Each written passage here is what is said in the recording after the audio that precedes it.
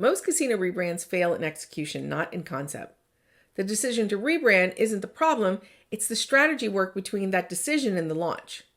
That's where the money gets wasted, where the timelines slip, and where the new brand collapses on contact with the operation.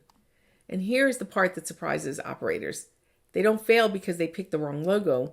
They fail because they treated the logo as the project. So let's fix that. Welcome to Drivetime Marketing.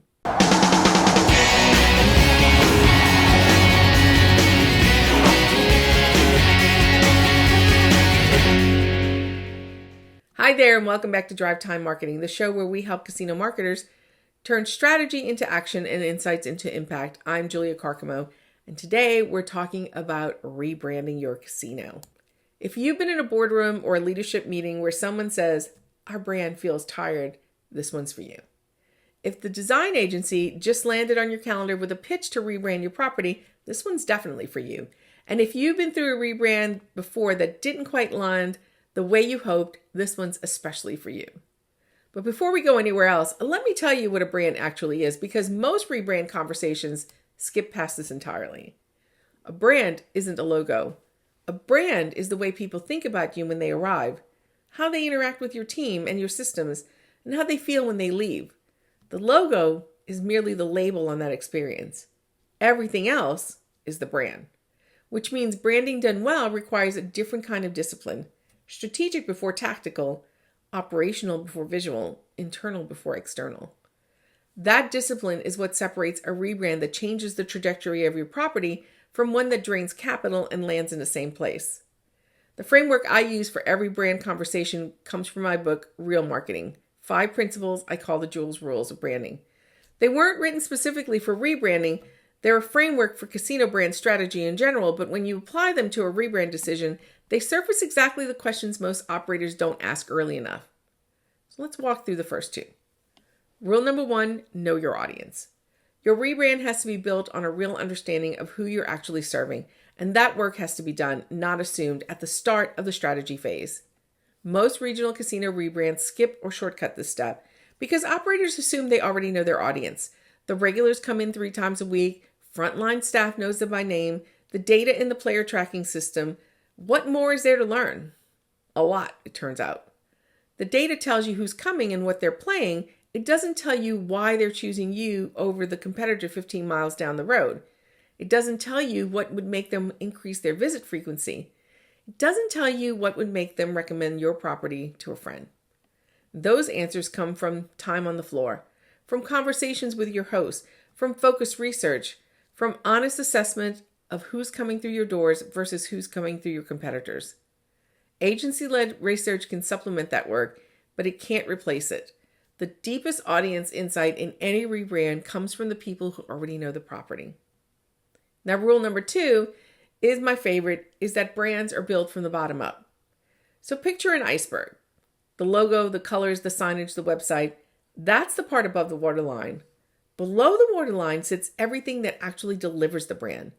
The way your hosts speak to guests, the experience of checking out, the cleanliness of the floor at 2 a.m. or even at 2 p.m., the responsiveness of the loyalty program, the consistency of the food and beverage service, the tone of your social channels. The mass of the iceberg is below.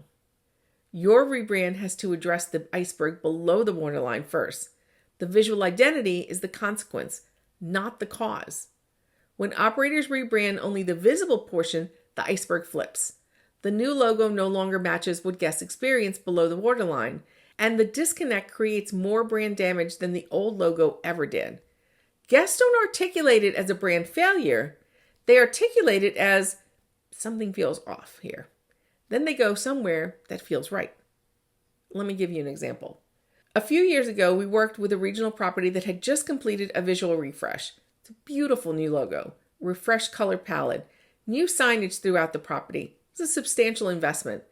Everyone on the marketing team, and indeed the entire team, felt great about the work. But 6 months later, guest satisfaction scores were actually lower than they had been before the refresh. Not because guests disliked the new look. Most of them barely registered the change. The problem was that the new look raised expectations the operation hadn't been updated to deliver on. Cocktails were still slow. The loyalty program felt outdated. The host interactions hadn't changed. The polished surface made the unchanged operation feel worse by contrast. The fix wasn't another design round. The fix was the operational work that should have come before the visual work. The visual work has to follow the operational work, not lead it. This is the principle that governs the sequence of everything else. Now, after the break, 3 more rules that determine whether your rebrand takes or falls flat. This August, Casino Marketing Bootcamp has 2 very different summer experiences, and the right choice depends on what your team needs most right now. If your property is heading into budget season, calendar planning, or a bigger strategic reset, Midwest in Tulsa is built for you. This is the planning room. We'll work on the decisions that will shape your 2027 marketing plan: brand, promotions, VIP events, segmentation, mail, and the calendar itself.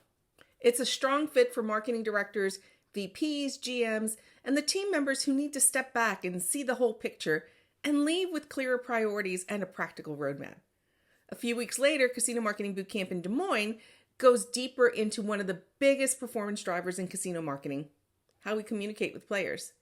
This one is for the people responsible for lists, offers, email, mail, database strategy, reinvestment, reactivation, and campaign results. If your team is asking, are we sending the right offer to the right player through the right channel at the right time? This is the room for that work. So which one should you choose? Well, you can send your broader leadership and planning team to Midwest if you need alignment, direction, and a stronger calendar. And send your database, CRM, direct marketing, or campaign team to Des Moines if you need every list, offer, and dollar to work harder. And if both challenges sound familiar, well, come to both. Use Tulsa to build a plan. Use Des Moines to sharpen the engine that brings that plan to life. Either way, this is not about sitting in a ballroom taking notes. It's about doing the work with coaches and casino marketers who understand your world. Welcome back.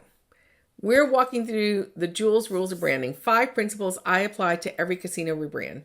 We covered the first 2 before the break: know your audience and brands are built from the bottom up. Let's take on the last 3. Rule number 3, you must operationalize your brand. A brand that lives only in the marketing department isn't a brand, it's a campaign. Operationalization means that the brand promise shows up in how decisions get made across the property, in hiring, in training, in service standards, in vendor selection, in capital allocation. When marketing says one thing and operations does another, guests pick up on the contradiction within minutes of walking in. They may not name it, but they definitely feel it. For a rebrand to take, the internal brand has to lead the external brand. Staff has to understand and believe the new positioning before guests are asked to. This isn't a one-day brand boot camp before launch. It's a months-long process of equipping the people who deliver the brand with the tools, language, and authority to deliver it consistently. This is also where most brands quietly fail. The external launch hits on schedule, the press release goes out, the new signage goes up, and 3 weeks later, the staff is still describing the property the old way to guests because nobody operationalized the new brand internally before the external launch. If your operations team isn't in the room for the rebrand conversation from week 1, your rebrand is already off course. Now, rule number 4 is that true branded programs share DNA. Once the brand is defined and operationalized, every program, every promotion, every partnership, every offer has to be able to answer one question: does this come from the same place as the rest of our brand? A regional casino with a community-first positioning that runs a high roller suite promotion targeted at out-of-state players just told its core audience 2 different things. A property positioned as a premium experience that promotes its loosest slots on parking lot signs did the same thing. Sometimes the contradiction is obvious. More often, it's subtle, and the cumulative effect of dozens of small inconsistencies erodes the brand more than any single misstep. This is the rule where the hard decisions get made. Not what new programs should we launch under the new brand, but what current programs don't fit and need to be retired. Saying no is always going to be harder than saying yes. It's also where shared DNA gets enforced. When we work with operators on this stage, we use a keep, fix, toss framework to walk every existing program through the new brand DNA. What stays, what needs to be reworked to fit, what no longer belongs. A rebrand without this discipline ends up with a new logo on top of the same disjointed program mix that contributed to the brand fatigue in the first place. Now, rule number 5 is to make your brand iconic. This is the rule most regional operators dismiss as not applying to them, but it applies more, not less. Iconic isn't the same as famous. Iconic means your brand stands for something specific in the mind of your audience, something they can articulate without prompting, something that distinguishes you from the property 15 miles down the highway, something that gives them a reason to choose you that goes beyond proximity and free play. For regional casinos, this is the hardest work and the most important. Destination casinos can rely on geography and spectacle. Regional casinos compete in a market where the next best option is often a parallel experience with similar games, similar amenities, and similar offers. The only durable differentiator is the brand that means something specific to the people who live nearby. When the rebrand is in flight, the iconic question keeps the work on course. What are we rebranding to be iconic for? If the strategic platform can't answer that in a sentence and your team can't answer in the same way, the design phase is going to drift toward aesthetics divorced from meaning, and the rebrand will land as a polished version of the same property. Anchor every major decision to the iconic answer. Those are my Jules rules. Know your audience, build from the bottom up, operationalize the brand, share DNA across every program, and make it iconic. If you take nothing else away from this, a brand isn't a logo, which means a rebrand isn't a logo project. It's a strategy project, an operations project, a culture project, and a marketing project in that order. Next week, part 2 of our conversation, the 3 most common failure modes I see in execution, the 6-step sequence that actually works, and what a real casino rebrand costs, both when you get it right and when you don't. And if you're sitting with a rebrand decision right now and want to talk through it, my rebrand kickstart call is 30 minutes, no pitch, no commitment, and the link is going to be in the show notes.